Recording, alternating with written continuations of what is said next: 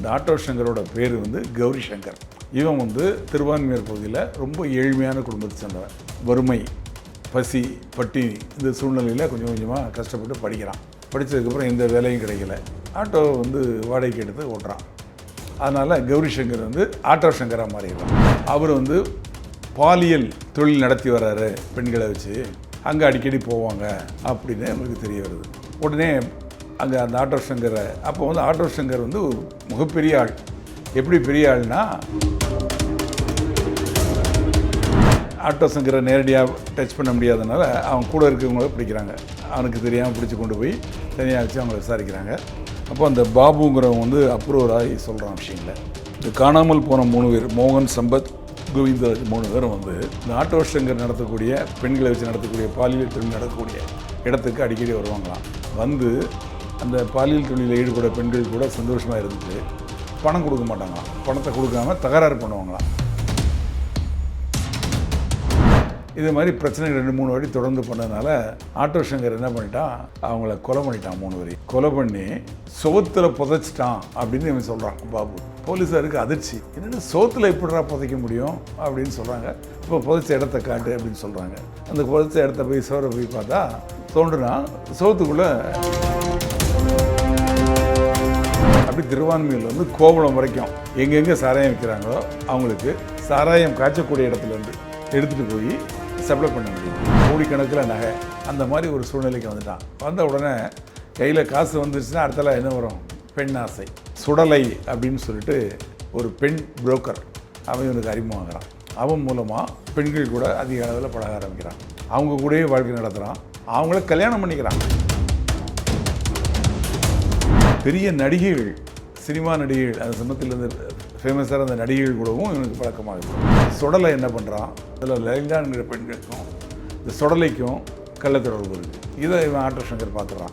அவனை சுடலையை எரித்து பெட்ரோல் ஊற்றி எரிச்சிடறான். நமக்கு தண்டனை கொடுத்துருவாங்க, நம்ம ஜெயிலை விட்டு தப்பிச்சிடணும் அப்படின்னு ஒரு ஐடியா பண்ணுறான். இந்த ஜெயிலில் கணபதினு ஒருத்தன் கூட இவன் கூட இருக்கிறான். அவனை பார்க்கறதுக்கு தேவி அப்படின்னு ஒரு லேடி பேர் அடிக்கடி அவனுக்கு பழக்கமாக.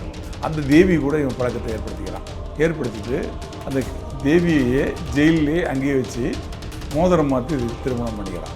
அப்புறம் அந்த தேவிக்கிட்ட ஐடியா கேட்குறான், நான் எப்படியாவது எஸ்கேப் பண்ணுறதுக்கு பண்ணி அந்த ஜெயிலேருந்து எஸ்கேப் பண்ணி விடுறான். அந்த தேவியோட உதவியோட இவன் 1990ஆம் ஆண்டு ஆகஸ்ட் மாதம் 21ஆம் தேதி ஜெயிலிருந்து, மத்திய சிறையிலேருந்து தப்பிச்சிடான்.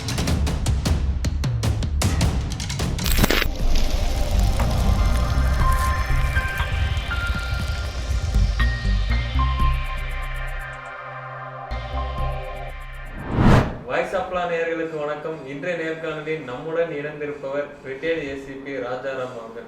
வணக்கம் சார். இன்னைக்கு என்ன வழக்கை பற்றி நம்ம பார்க்க போகிறோம் சார்?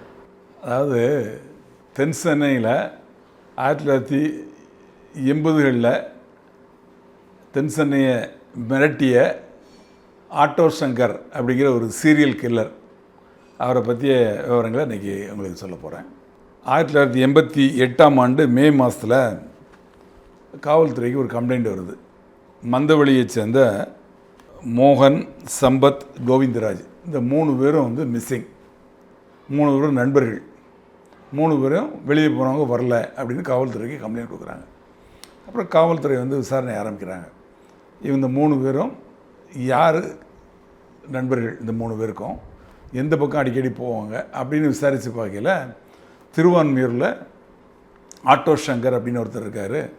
அவர் வந்து பாலியல் தொழில் நடத்தி வர்றாரு, பெண்களை வச்சு அங்கே அடிக்கடி போவாங்க அப்படின்னு நம்மளுக்கு தெரிய வருது.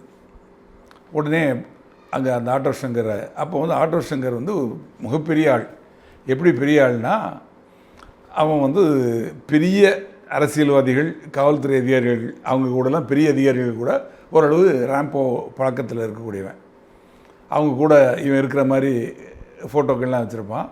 அவங்கக்கிட்டலாம் ஃபோனில் பேசுவான். அந்த மாதிரி இவன் வந்து தவறான தொழில்கள் செய்து காவல்துறை அதிகாரிகள்கிட்டையும் அரசியல்வாதிகள்கிட்டையும் ஒரு நட்பை வளர்த்துக்கிட்டு இருக்கக்கூடிய ஆள். அதனால் அவன் லேசாக கை வைக்க முடியாது, பிடிக்க முடியாது அப்படிங்கிற ஒரு சூழ்நிலை வருது.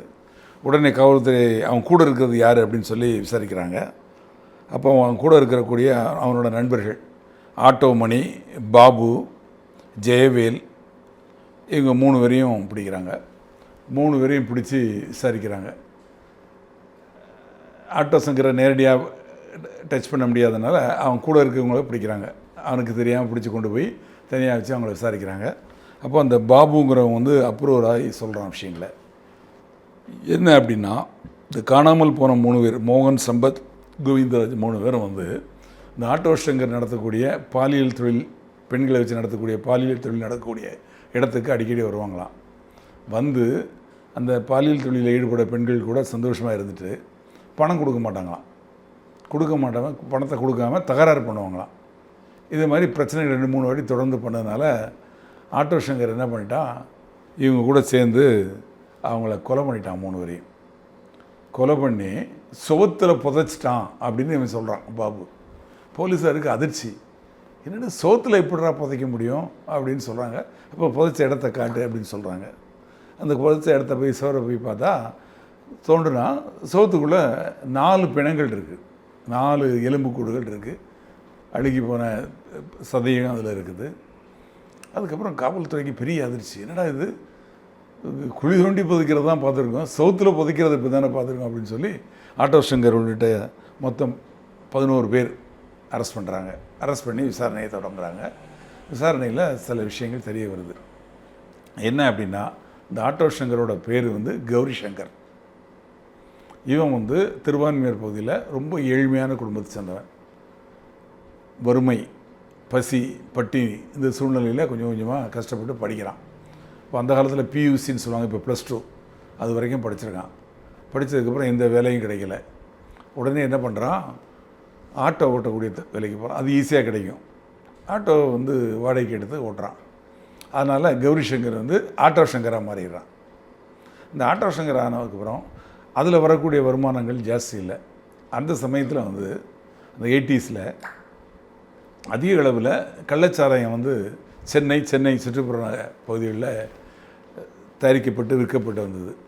அப்போது இந்த சாராயத்தை ஆட்டோவில் ஏற்றிட்டு போய் காய்ச்சற இடத்துலேருந்து ஏற்றி கொண்டு போய் டிரான்ஸ்போர்ட்னு சொல்லுவாங்க, எடுத்துகிட்டு போய் விற்கிற இடத்துல கொண்டு கொடுக்குறது. அப்படி திருவான்மியூரில் வந்து கோவளம் வரைக்கும் எங்கெங்கே சாராயம் விற்கிறாங்களோ அவங்களுக்கு சாராயம் காய்ச்சக்கூடிய இடத்துலேருந்து எடுத்துகிட்டு போய் சப்ளை பண்ண வேண்டியது. இங்கே ஒரு ரேட்டுக்கு எடுப்பான், அங்கே ஒரு ரேட்டுக்கு கொடுப்பான். ஆக அதில் நல்ல வருமானம் வருது. அப்போ ஒவ்வொன்று அவனுக்கு கையில் காசு பொருளுது, காவல்துறையோட நட்பும் கிடைக்கிது. அதுக்கப்புறம் யோசித்து பார்க்குறான், நம்மளே காய்ச்சினா என்ன, இதோட அதிக லாபம் கிடைக்குமே அப்படின்னு யோசனை பண்ணி அவனே காய்ச்ச ஆரம்பிக்கிறான். அவனே ஆட்களை வச்சு காய்ச்ச ஆரம்பித்ததுக்கப்புறம் இதுக்கு ஏற்கனவே காய்ச்சிட்டு இருக்காங்க இல்லையா, அவங்களுக்கு இவனுக்கும் பிரச்சனை வருது. அப்போ இவன் வந்து அவங்கள அடித்து விரட்டிடுறான். விரட்டி இவனே வந்து ஏகபோக அந்த தொழிலில் பெரிய ஆளாயிடுறான். அப்போது இவன் கையில் இன்னும் அதிக அளவில் பணம் பொருளுது. அதாவது எங்கே தான் இருக்குது ஏதுன்னு நினைக்க முடியாத அளவுக்கு பணம், கெட்டுக்கெட்டாக பணம், கோடிக்கணக்கில் நகை, அந்த மாதிரி ஒரு சூழ்நிலைக்கு வந்துட்டான். வந்த உடனே கையில் காசு வந்துருச்சுன்னா அடுத்தல என்ன வரும், பெண் ஆசை. அப்போ வந்து சுடலை அப்படின்னு சொல்லிட்டு ஒரு பெண் புரோக்கர் அவன் இவனுக்கு அறிமுகமாகறான். அவன் மூலமாக இவன் வந்து பெண்கள் கூட அதிக அளவில் பழக ஆரம்பிக்கிறான். அப்படி 3 பெண்களை வந்து அவன் வந்து இந்த சுடலை அறிமுகப்படுத்துகிறான். இவங்ககிட்ட கொண்டு இது அறிமுகப்படுத்தினால சுமதி, சுந்தரி, லலிதா இந்த 3 பேரும் இவனுக்கு ரொம்ப பிடிச்ச போது அவங்க கூடயே வாழ்க்கை நடத்துகிறான். அவங்கள கல்யாணம் பண்ணிக்கிறான். கல்யாணம் பண்ணி அவங்க கூட வாழ்க்கை நடத்துகிறான். இந்த சமயத்தில் அந்த கல்யாணம் பண்ண அந்த பெண்களோட பேரை தன் உடம்புல பச்சை குத்தி வைக்கிறான். ஏற்கனவே ஜெகதீஸ்வரி அப்படின்னு சொல்லி இவனுக்கு ஒரு மனைவி இருக்காங்க. அந்த மனைவிக்கு ஒரு குழந்தை இருக்குது. ஆரம்ப காலத்தில் அந்த குழந்தைக்கு பால் வாங்குறதுக்கு கையில் காசு இல்லை. பக்கத்தில் இருக்க ஒரு பால் கடையில் போய் பால் கேட்குறான். காசு இல்லைன்னா கொடுக்க மாட்டேங்கிறான். பால் கடைக்காரனை போய் அடிக்கிறான். அடித்ததில் அங்கே போலீஸில் கம்ப்ளைண்ட் ஆகி அதில் போலீஸ் இவனை பிடிக்கிறாங்க. கூப்பிட்டு போய் அப்புறம் ஸ்டேஷனுக்கு கூப்பிட்டு போய் இவனை வார்ன் பண்ணி எழுதி வாங்கி அனுப்புகிறாங்க. அதுக்கப்புறம் வந்ததுக்கப்புறம் திருப்பி அதே கடையில் போய் திருப்பி அடித்து உடைக்கிறான். அவன் பால் கடைக்காரன் பயந்து போய் இவனுக்கு பால் பாக்கெட் எடுத்து கொடுத்துட்றான். அப்போ தான் இவனுக்கு புரியுது, ஆஹா மிரட்டினா நம்ம வந்து பணம் சம்பாதிக்கலாம், மிரட்டினா காரியங்களை சாதிக்கலாம் அப்படிங்கிறத முதல்ல அப்போ தான் உணர்றான். அதுக்கப்புறம் தான் இந்த மாதிரி தொழில்களில் தவறான பழக்கங்களில், அதாவது சாராயம் கடத்துறது, சாராயம் காய்ச்சறது, பெண்களோட இந்த மாதிரி தொடர்பு. இந்த சமயத்தில் பெரிய நடிகைகள், சினிமா நடிகைகள், அந்த சமயத்தில் இந்த ஃபேமஸான அந்த நடிகைகள் கூடவும் இவனுக்கு பழக்கமாகுது. அடுத்தால இவன் இந்த அளவுக்கு இவன் பெரிய ஆளானதுக்கப்புறம் காவல்துறை வந்து இவனுக்கு தொல்லை கொடுக்கக்கூடாது அப்படிங்கிறதுக்காக முக்கியமான புள்ளிகள், அரசியல் புள்ளிகளுக்கு அந்த சினிமா நடிகைகளை இவன் சப்ளை பண்ண ஆரம்பிக்கிறான். அந்த அளவுக்கு பெரிய லெவலில் வந்துடுறான். அவங்க கூடலாம் ஃபோட்டோ எடுத்து வச்சுருக்கான். அந்த ஃபோட்டோவை காட்டி மற்றவங்கள மிரட்டுறான், காவல்துறையை மிரட்டுறான், மற்றவங்க மிரட்டுறான். அந்த அளவுக்கு இவன் வளர்ந்துடுறான். இந்த அளவுக்கு இவனோட வளர்ச்சி ஒவ்வொன்று போயிட்டு இருக்கையில் தான் இந்த சுடலை என்ன பண்ணுறான், அதில் லலிதா அந்த 3 பெண்களை கொண்டு வந்து அறிமுகப்படுத்தினான், கல்யாணம் பண்ணிட்டான்ல இவன். அதில் லலிதாங்கிற பெண்களுக்கும் இந்த சுடலைக்கும் கள்ள தொடர்பு இருக்குது. இதை இவன் ஆட்டோ சங்கர் பார்த்துட்றான். பார்த்துட்டு அவனை சுடலையை எரித்து பெட்ரோல் ஊற்றி எரிச்சிட்றான். எரித்து அவனையும் வந்து அந்த இதில் பதிச்சிட்றான், எலும்பு கூட. அப்புறம் வந்து அந்த பெண் லலிதாவையும் கொலை பண்ணி அங்கே அருகில் இருக்கக்கூடிய ஒரு வீட்டோட சமையலறையில் குழி தோண்டி புதைச்சிட்றான். இப்படி தொடர்ச்சியாக மொத்தம் 6 கொலைகள் பண்ணுறான். அந்த 6 கொலைகள் பண்ண ஆட்டோ சங்கரை போலீஸார் வந்து கைது பண்ணி விசாரிக்கையில் இந்த விஷயங்கள்லாம் தெரிய வருது. அப்புறம் அவன் வீட்டில் போய் சர்ச் பண்ணி பார்க்குறாங்க. ஒரு டைரி இருக்குது. அந்த டைரியில் எழுதி வச்சுருக்கான், காவல்துறையில் யாருக்கெல்லாம் பணம் கொடுத்தேன், அரசியல்வாதிகளுக்கு யாருக்கெல்லாம் பணம் கொடுத்தேன் அப்படின்னு அதில் வந்து எழுதி வச்சுருக்கான். அப்புறம் அவங்களெல்லாம் விசாரிக்கிறாங்க. அதுக்கப்புறம் வந்து அவன் பேரில் சைதாப்பேட்டை நீதிமன்றத்தில் 1100 பக்கங்கள் கொண்ட குற்றப்பத்திரிகையை தாக்கல் பண்ணுறாங்க. அதில் வந்து ஆள்கடத்தல், கொலையை மறைத்தல் உள்ளிட்ட 6 செக்ஷனில் சார்ஜ் ஷீட் ஃபைல் பண்ணியிருக்காங்க. அந்த வழக்கு வந்து செங்கல்பட்டு அமர்வு நீதிமன்றத்துக்கு மாற்றப்படுது. ஏன்னா செஷன்ஸ் கோர்ட்டில் தான் அந்த கேஸ் நடக்கணும், மர்டர் கேஸு. அங்கே கேஸ் நடந்துகிட்ருக்கு.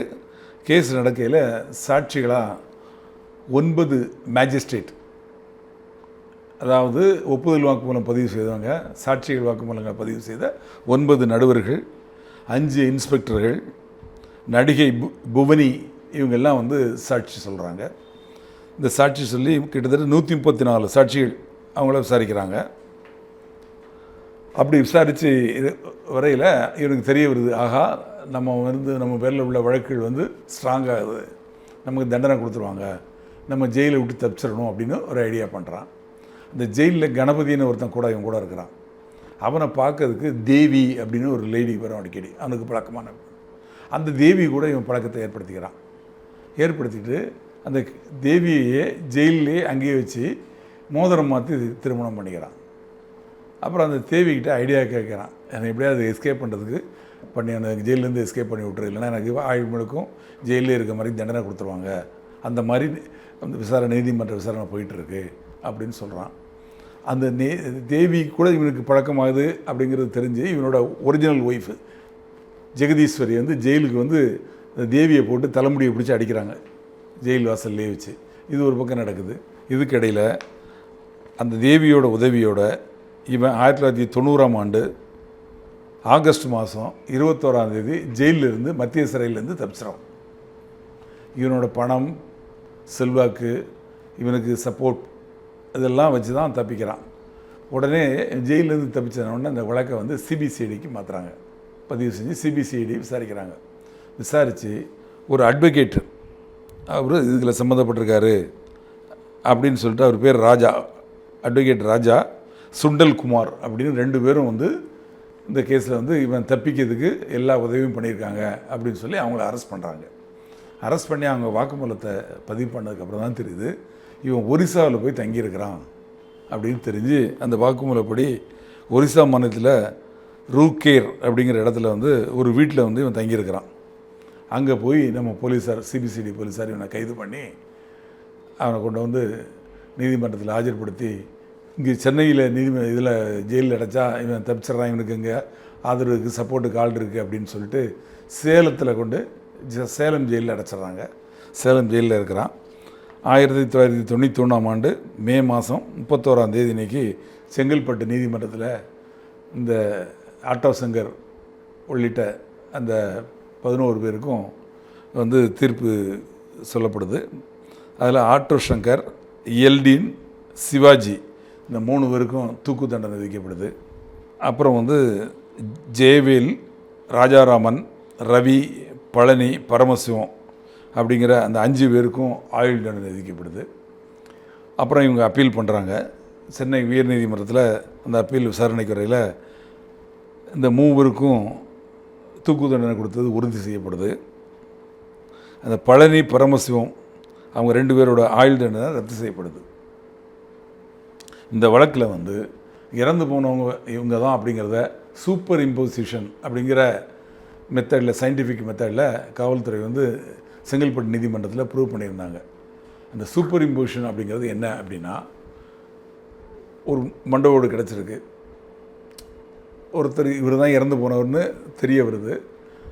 அவர் தான் இறந்து போனாரா, அவரது மண்டவோடு தான் இதா அப்படிங்கிறத கண்டறியறதுக்கு அந்த இறந்து போனவரோட முழு உருவப்படம், அதாவது ஒரு மனிதன் என்ன சைஸில் இருப்பாரோ அந்த மாதிரி உள்ள படம், அவரோட ஆஃப் சைஸ் படம், அந்த பாஸ்போர்ட் சைஸ் எடுக்கிறாங்களே அந்த மாதிரி உள்ள படத்தை அவரோட மனிதன் எந்த சைஸில் இருப்பாரோ அந்த சைஸுக்கு பெரிது பண்ணி அதற்கு பின்னால் இந்த மண்டவோட பொருத்தி பின்னால் வைத்து அந்த புகைப்படத்துக்கு பின்னாடி வைத்து இது ரெண்டையும் வந்து எக்ஸ்ரே எடுத்து பார்த்தா அது பார்க்கையில் 2 செட் ஆகும்.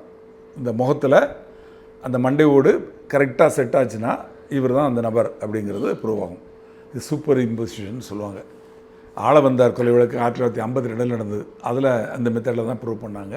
அந்த மெத்தடில் இறந்து போனவங்க எல்லாரோட மண்டையோடையும் அவங்க ஃபோட்டோவையும் வச்சு அவங்க வந்து சயின்டிஃபிக்கலாக ப்ரூவ் பண்ணியிருந்ததுனால தூக்கு தண்டனை உறுதி செய்யப்பட்டது.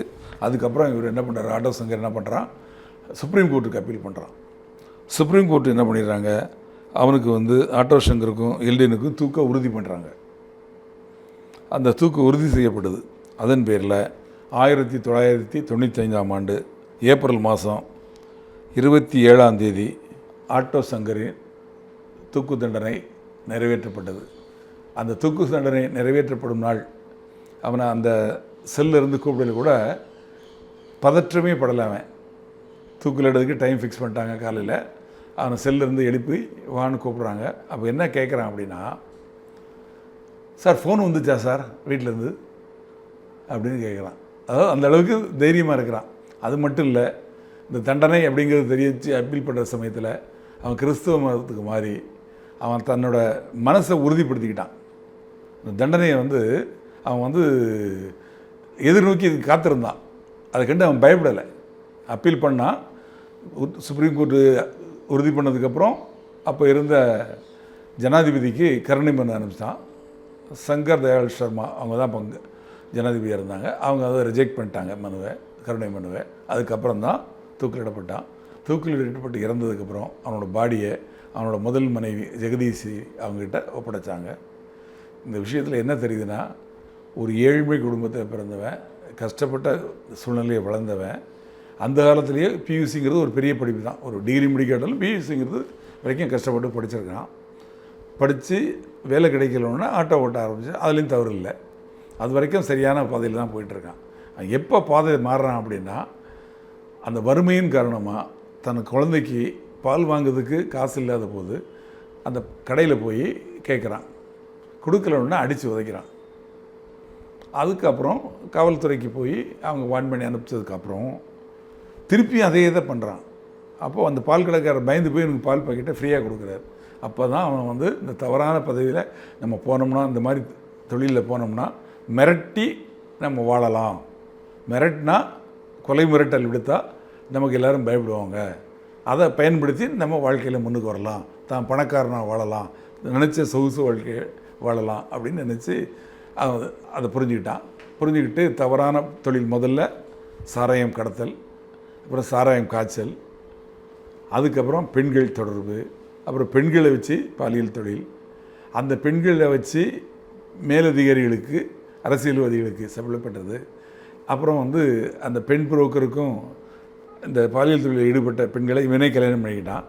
அந்த பெண் இவன் கல்யாணம் பண்ண ஒரு பெண்ணுக்கும் அந்த பாலியல் புரோக்கருக்கும் தொடர்பு பண்ணோன்னா அவங்கள கொலை பண்ணான். இந்த பாலியல் தொழிலுக்கு வந்துட்டு காசு கொடுக்கலன்னா இந்த 3 பேரையும் கொலை பண்ணான்.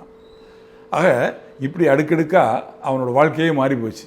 ஆனால் அதில் கோடி கோடியாக சம்பாதிச்சான், பணமும் சம்பாதிச்சான், நகைகளையும் சம்பாதிச்சான். ஆனால் அதை எதையும் அனுபவிக்கிறதுக்கு முன்னாடி தூக்கிலிடப்பட்டான். இதிலேருந்து என்ன தெரியுதுன்னா, இதை பார்க்கக்கூடிய வியர்ஸ் தயவுசெய்து எந்த சூழ்நிலையிலையும் ஒரு தவறான பாதையில் திரும்பிடாதீங்க.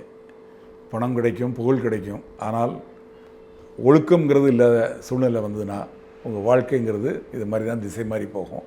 இதை புரிஞ்சுக்கங்க. நன்றி, வணக்கம்.